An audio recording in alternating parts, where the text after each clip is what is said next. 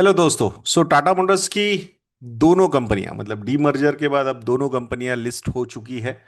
और जो जो लोग टाटा मोटर्स का स्टॉक पहले होल्ड कर रहे तो उनके लिए ये मतलब एक 12% का बोनस हम समझ सकते हैं कि मतलब दोनों कंपनीज का वैल्यूएशन जब अब अगर हम मिक्स करते हैं तो वहां पे 12% का फायदा इन्वेस्टर्स को टाटा मोटर्स के शेयर होल्डर्स को होता हुआ हम यहाँ पे देख रहे हैं।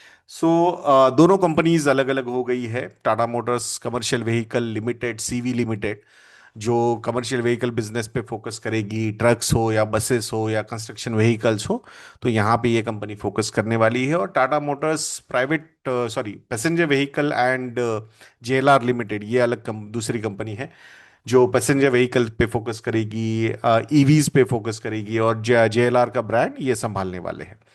डीमर्जर जो था वो 1 अक्टूबर 2025 से इफेक्टिव हो गया था। अब ये दोनों कंपनीज जो है वो कंप्लीटली इंडिपेंडेंट हो गई है। मतलब मैनेजमेंट भी अलग है। दोनों कंपनीज की ग्रोथ स्ट्रेटेजीज भी अब अलग अलग यहाँ पे हो गए हैं। तो अब थोड़ा सा लिस्टिंग के बाद वाला ये सिनारियो समझते हैं। कमर्शियल व्हीकल का बिजनेस अभी जब लिस्ट हुआ है, जब वो अलग हुआ था तो वो 260 रुपए पर शेयर के हिसाब से अलग हुआ था। बट जब लिस्ट हुआ है अभी तो 335 रुपीज पर शेयर पे लिस्ट हुआ है। यानी जो अलग होने का जो प्राइस था उसके कंपैरिजन में 28% का अप्रिसिएशन यहाँ पे नजर आ रहा है।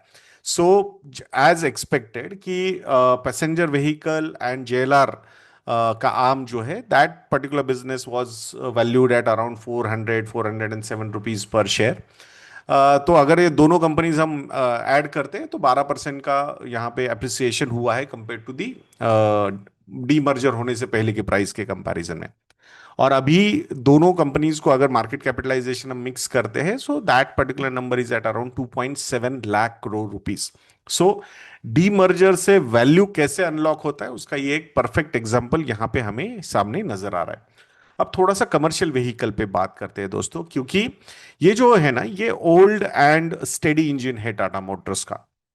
अगर ट्रक सेक्टर की हम बात करते हैं तो या कमर्शियल जो बड़ी गाड़ियां है टाटा मोटर्स के पास, तो वहां पे 40% से ज्यादा का मार्केट शेयर इनके पास है। इस पर्टिकुलर बिजनेस में मार्जिन्स काफी स्टेबल है। कैश फ्लो भी काफी ज्यादा प्रेडिक्टेबल है, भले ही डिमांड साइक्लिकल हो सकती है बट परफॉर्मेंस जो रहा है Tata Motors commercial vehicle business का वो काफी कंसिस्टेंट रहा है। तो ये आने वाले समय में ये एक स्टेबल डिविडेंड पेइंग स्टॉक बन सकता है, मतलब Tata Motors commercial vehicle limited.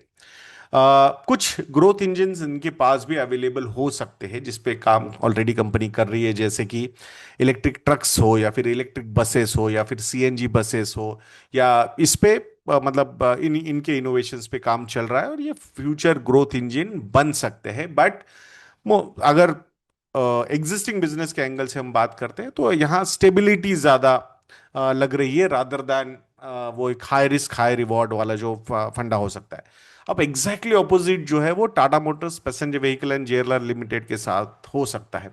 Already हमने देखा है कि टाटा मोटर्स ने कैसे पैसेंजर व्हीकल में इलेक्ट्रिक व्हीकल में एक अर्ली मूवर एडवांटेज लिया था। नेक्सॉन ईवी की बात करें हम या फिर पंच ईवी की अगर हम बात करते हैं तो डेफिनेटली 60 to 80% का मार्केट शेयर इनके पास था। मतलब अभी भी है, 60% प्लस तो अभी भी है, 80% तक भी हमने ये मार्केट शेयर देखा था। और जेएलआर बिजनेस की हम बात करते हैं तो यूके हो या यूरोप हो, यहाँ पे तेजी से रिकवरी भी कंपनी में नजर आ रही है। इनकी कुछ लग्जरी एसयूवीज है जैसे कि रेंज रोवर हो या फिर डिफेंडर हो, इसकी भी डिमांड काफी अच्छी तरीके से है।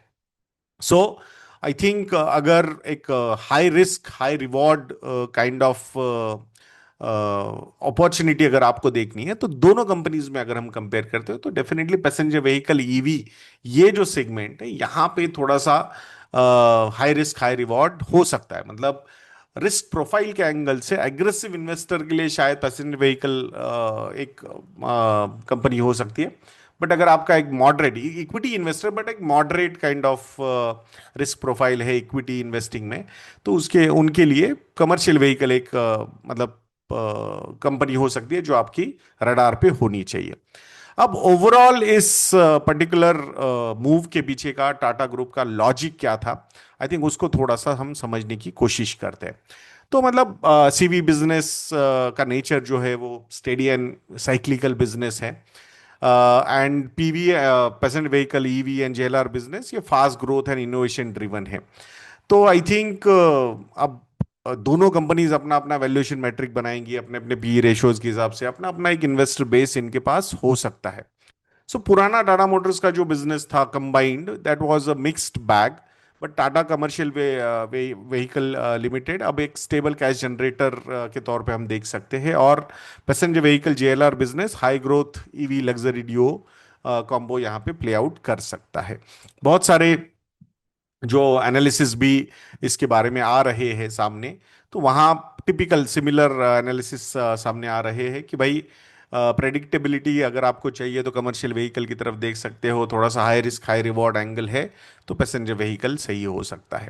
सो ओवरऑल अगर टाटा मोटर्स के ग्रुप के ट्रांसफॉर्मेशन की हम बात करते हैं यहाँ पे, तो जैसे रिसेंट टाइम में इन्होंने मूव्स लिए हैं, जैसे कि टाटा टेक के आईपीओ आना, या टाटा इलेक्ट्रॉनिक्स में स्पेसिफिकली सेमीकंडक्टर एंगल से अगर हम देखते हैं, सेमीकंडक्टर सेक्टर में हम देखते हैं, तो वहाँ पे भी काफ़ी ज़्यादा इन्वेस्टमेंट्स कंपनी कर रही है। टाटा पावर की अगर हम बात करते हैं तो रिन्यूएबल्स पे बहुत ज़्यादा फोकस है टाटा पावर का। और अब ये टाटा मोटर्स का डीमर्जर करना, एक अलग फोकस, दो अलग कंपनीज बनाना, तो I think all those factors अगर हम देखेंगे तो I think Tata group under N Chandra एक चेंज्ड नैरेटिव हमें क्लियरली दिखता है। काफ़ी फोकस लग रहा है ये ग्रुप, काफ़ी ट्रांसपेरेंट भी लग रहा है। और the most important part I think investor friendly अब ये एक ग्रुप बन गया है, ऐसा हमें लगता है। तो इस पर्टिकुलर मूव से क्या टेक अवेज इन्वेस्टर्स के लिए हो सकते हैं, तो आई थिंक डीमर्जर से वैल्यू अनलॉकिंग कैसे होती है ये हमने यहाँ पे समझ लिया है।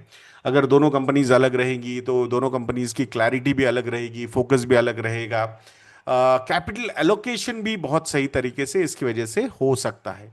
जहाँ पे हाई रिस्क कैपिटल चाहिए तो आई थिंक वो that is passenger vehicle business, जहाँ पे एक स्टेडी कैपिटल चाहिए या फिर रिटर्न रेशियोज पे ज़्यादा फोकस किया जाएगा, वो कमर्शियल व्हीकल बिजनेस हो सकता है। सो आई थिंक आपके अपने अपने रिस्क प्रोफाइल के हिसाब से आपने यहाँ पे ध्यान रखना है कि स्टेबल रिटर्न्स चाहिए तो कमर्शियल व्हीकल हो सकता है, high risk high reward returns चाहिए तो पैसेंजर व्हीकल जेएलआर बिजनेस हो सकता है। तो आपका चॉइस क्या है ये कमेंट सेक्शन में लिखना मत, बिल्कुल मत भूलिएगा दोस्तों, कि आप पैसेंजर व्हीकल के लिए जाना चाहोगे एज एन शेयर होल्डर, या फिर कमर्शियल व्हीकल के लिए, या फिर दोनों के लिए। तो कमेंट सेक्शन में लिखना बिल्कुल मत भूलिएगा दोस्तों। एंड अगर आप लोगों को लगता है कि हम अच्छा काम करते हैं तो हमारी वेबसाइट investsadnya.in को जरूर विजिट कीजिएगा, और हमारे रिसर्च प्रोडक्ट्स को भी सब्सक्राइब करना बिल्कुल मत भूलिएगा। नेक्स्ट वीडियो तक के लिए मुझे आज्ञा दीजिए दोस्तों। जय हिंद।